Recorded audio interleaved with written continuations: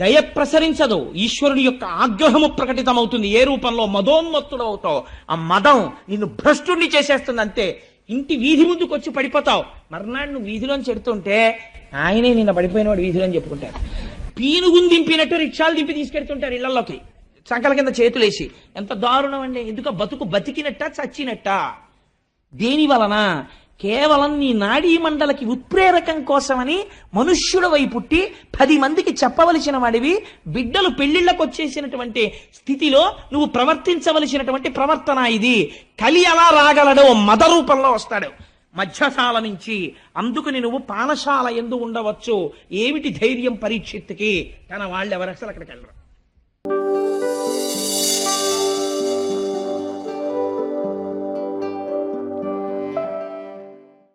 జూదశాలలోంచి ఏ రూపంలో కలి ప్రవహిస్తున్నాడు? అసత్య రూపంలో వస్తున్నాడు. కాబట్టి భ్రష్టత్వం వచ్చేసిందంతే. రెండవదేది పానశాల. తాగగానే పోయేదేది? యుక్తాయుక్త విచక్షణ పోయి మదము ప్రవేశిస్తుంది. ఎంత అతివాగుడు మొదలైపోతుందో! అప్పటి వరకు చాలా సౌమ్యంగా ఉంటాడండి. శుక పిక బకరవములు ప్రారంభమైపోతాయి. ఇంకా ఉచ్చేసుకున్నాడో ఒక వెర్రి ధైర్యం వస్తుందో ఏమో, నాకు స్వానుభవం లేదు. ఇంకా ఒక వెర్రివాగుడు మొదలెట్టేస్తాడంతే. ఎందుకంటే నేను ఒక రోజున రైల్లో చూశాను, నాతో వచ్చిన వాళ్ళు చూశారు. ఆ రోజున హైదరాబాద్ వచ్చిన వాళ్ళు నాతో, తుకారాం శర్మ గారు, ఆ తర్వాత కృష్ణప్రసాద్ గారు, వీళ్ళందరూ ఆ రోజున హైదరాబాద్ వెళ్ళాం. మేము వెళ్ళినప్పుడు ఒక ఆయన పీకల మొయ్య తాగేసి పాపం 2 బిడ్డలతో ఎక్కిన ఒక స్త్రీని వేధించాడు. నిజంగా సెల్ ఫోన్ ఎవరికో కొట్టేసి ఆవిడికి ఇచ్చి మాట్లాడమన్నాం, ఆ పిల్లలకి ఇచ్చి మాట్లాడమన్నాం. నాకు టిఫిన్ తీసుకొచ్చిన వాళ్ళు పక్క కంపార్ట్మెంట్లో ఉన్నారు. వాళ్ళు కోటేశ్వరరావు టిఫిన్కి రెండని కబురు చేశారు. నేను లేవబోతుంటే అన్నయ్య అని ఆవిడ కబుక్కుని పట్టుకుంది. నేను తెలబోయాను. అదేంటి ఈ సంబంధం ఎక్కడిది, ఎవరో నాకు తెలియదే అనుకున్నాను. మీరెవరమ్మా అన్నాను. అంటే అన్నయ్య మాట్లాడాలన్నయ్య అని. నేను ఇలా రాగానే, అన్నయ్య మీరు వెళ్ళిపోతే వీడు ఏం చేస్తాడో నేను దిగిపోదాం అనుకుంటున్నాను రాజమండ్రిలో, భయం వేస్తోంది అన్నయ్య, మీరు కూడా ఎవరు లేరు, నేను ఒక్కడనే ఉన్నాను అక్కడ, అన్నయ్య మీరు వెళ్ళకండి అన్నయ్య అంది. అప్పుడు నేను, అమ్మ మీరేం భయపడకండి అని టిఫిన్ కోసమని మళ్ళీ కబురు వచ్చింది, వీడు ఇంకా రాడేమిటని. అలా కాదు, మీరే ఇక్కడికి రండి, ఇక్కడ తిందాం అని వీళ్లతో మెల్లిగా మాట్లాడి, అదేంటి చెల్లాయి నువ్వు వెళ్ళి అక్కడ పడుకో అని చెప్పేసి ఈ 3 బెర్తుల్లో ఉన్న వాళ్ళల్లో ఒకళ్ళ దగ్గరికి ఈవిడ్ని పంపించి వాడిని ఇక్కడ తెచ్చి పడుకోవాల్సి వచ్చింది. ఎంత దారుణం అండి! తెల్లవారి లేచేటప్పటికీ మీరు నమ్ముతారా? ఆయనంత పెద్ద మనిషి లేడు. ఎంత పెద్ద మనిషో! ఆవిడ వచ్చి ఎదురుగుండా కూర్చుంది. అన్నాడు విచిత్రం, సికింద్రాబాద్లో దిగిపోయే ముందు, sister I'm very sorry for what has happened, I'm not in my own mood. నేను రాత్రి లిక్కర్ తీసుకున్నానమ్మా, నన్ను మన్నించి అన్నాడు. మదోన్మత్తుడయ్యాడు. ఆ సమయంలో అతను ఏమైనా చేసేస్తాడు. అతనికి తెలియదు ఈ మదం ఎక్కడి నుంచి వచ్చింది. నువ్వు సేవించకూడనిది సేవించి నీ అంత నువ్వు రాక్షసుడు అయిపోతున్నావు. ఈశ్వరుడు ఇచ్చినటువంటి దైవత్వాన్ని నాశనం చేసుకుంటున్నావు.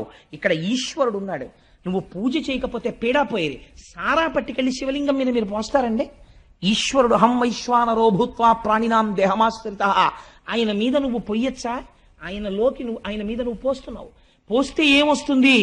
ఈశ్వరుని యొక్క దయ ప్రసరించదు, ఈశ్వరుని యొక్క ఆగ్రహము ప్రకటితమవుతుంది. ఏ రూపంలో? మదోన్మత్తుడు అవుతావు. ఆ మదం నిన్ను భ్రష్టుణ్ణి చేసేస్తుంది అంతే. ఇంటి వీధి ముందుకు వచ్చి పడిపోతావు. మర్నాడు నువ్వు వీధిలోని చెడుతుంటే ఆయనే నిన్న పడిపోయినవాడు వీధిలో అని చెప్పుకుంటారు. పీనుగుని దింపినట్టు రిక్షాలు దింపి తీసుకెళ్తుంటారు ఇళ్లలోకి సంకల కింద చేతులేసి. ఎంత దారుణం అండి! ఎందుకు? బతుకు బతికినట్ట చచ్చినట్ట? దేని వలన? కేవలం నీ నాడీ మండలకి ఉత్ప్రేరకం కోసమని మనుష్యుడవై పుట్టి 10 మందికి చెప్పవలసిన వాడివి. బిడ్డలు పెళ్లిళ్లకు వచ్చేసినటువంటి స్థితిలో నువ్వు ప్రవర్తించవలసినటువంటి ప్రవర్తన ఇది.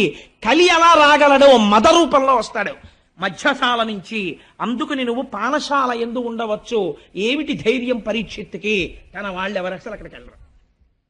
కాబట్టి నువ్వు పానశాల ఎందు ఉండవచ్చు. మూడవదేది స్వేచ్ఛా విహరిణి అయిన స్త్రీ. నేను ఎంత తక్కువ మాట్లాడితే అంత మంచిది దాని గురించి, అందుకని నేను అసలు ఆ ప్రస్తావన చేయను. 4వది, ఎందుకంటే ఒక పూజ్య భావనతో చూడ్డానికి అలవాటు పడి ఒక లలితా సహస్రం చెప్పి, ఒక సౌందర్యలహరి చెప్పి, స్త్రీ అనబడేటటువంటి ఒక పేరు యందు ఆడది అన్నదాని యందు అమ్మతనాన్ని చూసి ఒక గౌరవం పెంచుకున్నవాడు పురాణ వ్యాఖ్యానం కోసం కూడా తక్కువ చేసి మాట్లాడడం అనవసరం. నేను చేయకపోయినంత మాత్రం చేత మీరు అర్థం చేసుకోలేని వాళ్ళు కారు. అందుకని నేను దాన్ని పరిహరిస్తాను.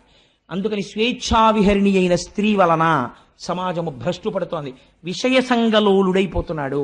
4వది హింస. హింస అంటే ఏమిటో తెలుసా అండి? హింస అంటే నిష్కారణముగా ఒక ప్రాణి బాధపడితే తాను సంతోషించుట. ఇక్కడ మీరు ఒకటి జ్ఞాపకం పెట్టుకోవాలి, ప్రాణి హింస అంటే చంపేయడం అని కాదు, అస్తమానం చంపేయక్కర్లేదు. ఇలా చీమల బారి వెళ్తుంటే కుడతారు కొంతమంది, నిష్కారణంగా నిలబడి ఆకులు తుంపేస్తారు. నువ్వు ఆకుని సృష్టించలేదు, నువ్వెందుకు తుంపేయాలి ఆకుని? నిష్కారణ హింస. అన్నిటికన్నా భయంకరమైన హింస ఏమిటో తెలుసా అండి? నోటి మాట. కడుపుల్ రంపపు కోత కోయునదియే గాయాలు కాకుండినన్ అన్నారు గయోపాఖ్యానంలో. ఒక మనిషిని పడుకోబెట్టి ఎనస్థీషియా ఇవ్వకుండా ఓ రంపం పట్టుకొచ్చి అటొకళ్ళు ఇటొకళ్ళు నిలబడి దూలాన్ని కోసినట్టు ఇలా కోస్తుంటే ఆ కడుపు కోయబడుతున్నవాడు ఎంత బాధపడతాడో, అవతలవాడు నేనంటున్న మాటలకంత బాధపడుతున్నాడన్న ఇంగిత జ్ఞానము లేకుండా ఈశ్వరుడు నోరిచ్చాడని పేలిన చవట అంతే పాపాన్ని మూట కట్టుకుంటున్నాడు. వాడు హింస చేస్తున్నాడా లేదా? వాక్కు రూపములో వాడు హింస చేస్తున్నాడు. వాక్కు యందు అదుపు ఉండాలి. అవతల వారు బాధపడకుండా మధురముగా మాట్లాడడం నేర్చుకోవాలి మనిషి. ప్రయత్నపూర్వకంగా అభ్యసించకపోతే మాట యందు కాఠిన్యం అలవాటైపోతుంది. కాబట్టి ఏమైపోయింది? క్రౌర్యము. అవతల వారి యందు నిష్కారణమైనటువంటి కోపం. అవతలవాడు బాధపడిపోతుంటే వీడు సంతోషపడ్డాం. అవతలవాడి బాధ వీడి సంతోషమునకు హేతువైన నాడు కలిపురుషుడు ప్రవేశించినాడు. కాబట్టి ఏమైంది?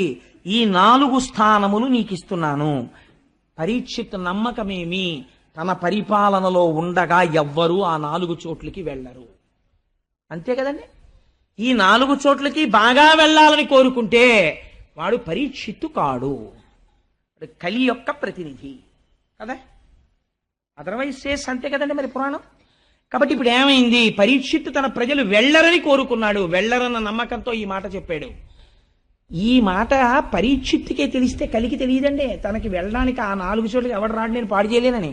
మీకు ఇంకొక గమ్మత్తు నేను ఇక్కడ చెప్పాలి. దేనికి అదే ఫలితం అని మీరు అనుకుంటున్నారేమో. ఈ 4ంటికి కాదు. మీరు కలి యొక్క పరిస్థితి ఎలా ఉంటుందంటే, నాలాంటి వాడు కూర్చోడానికి రైల్లో కొంచెం సీట్ ఇచ్చినట్టు ఉంటుంది. నన్ను కొంచెం కూర్చొని ఇచ్చారనుకోండి, ఇంత శరీరంతో ఇంత చోటిస్తే ఊరుకుంటానా? కొంచెం తోసుకొని ఆక్రమించడం మొదలెడతా కదా. అంటే నేను అలాంటి పనులు చేశాను అనుకోకండి, వేరొకరి మీద ఉదాహరణ పెట్టకూడదు కాబట్టి. నిలబడతాను తప్ప అలాంటి దిక్కుమాలిన పనులు నేను చేయను.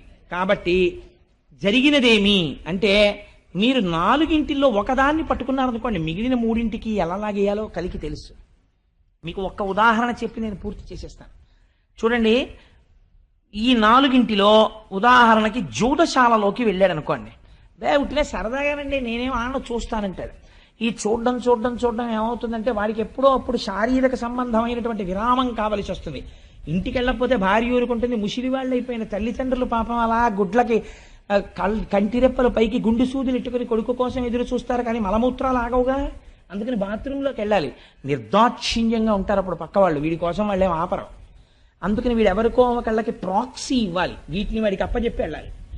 అందుకని వీడు ఏం చేస్తాడంటే హెల్పింగ్ హ్యాండ్ కింద కూర్చుంటాడు, 12th మ్యాన్ కూర్చున్నట్టే. అంతే, చాలా అయిపోయింది. ఇంకా తర్వాత ఏమైంది? వీడు ప్రోనోట్ల మీద సంతకాలు పెట్టడం మొదలెడతాడు. ఐశ్వర్యం నిశ్శబ్దంగా వెళ్ళిపోతుంది.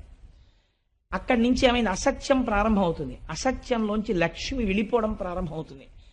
లక్ష్మి వెళ్ళిపోవడం ప్రారంభమైన కలి ఊరుకోడు. జూదశాలకి రా రా రా అని లాగుతాడు.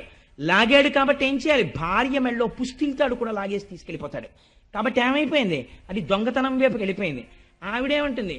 ఇంకా నేను మీతో కాపురం చేయలేని, పుట్టింటికి వెళ్ళిపోతానంటుంది. ఆవిడ్ని కొట్టడం మొదలెడతాడు. ఏమైపోయింది? క్రౌర్యంలోకి వెళ్ళిపోయాడు, హింసలోకి వెళ్ళిపోయాడు, దొంగతనంలోకి వెళ్ళిపోయాడు. పిల్లల్ని కొడతాడు, వాళ్ళ ఫీజులు కట్టడు, వాళ్ళ చదువు గురించి చూడ్డు, మానమర్యాదలు పట్టించుకోడు. నా భార్య ఇంటికి వెళ్ళేటప్పటికీ నా మీద తగాదా పెట్టుకుంటోందని పరస్త్రీని కోరుకుంటాడు. ఒక దాంట్లోంచి 4ంట్లోకి వెళ్ళిపోయాడు. సర్వభ్రష్టుని చేసి నాశనం చేసేస్తాడు. ఆఖరికి వాడు చచ్చిపోతే అమ్మయ్య పోయారంట. ఎందుకు అయిపోయావు నువ్వు అలాగా? ఒక్క దాంట్లో కాలిట్టేవంతే 4ంటిలోకి లాగేయగలవు. కాబట్టి ఈ 4 దుష్ఫలితములు 4ంటిని ఆశ్రయించి ఉన్నాయి. భాగవతం అందుకని విను.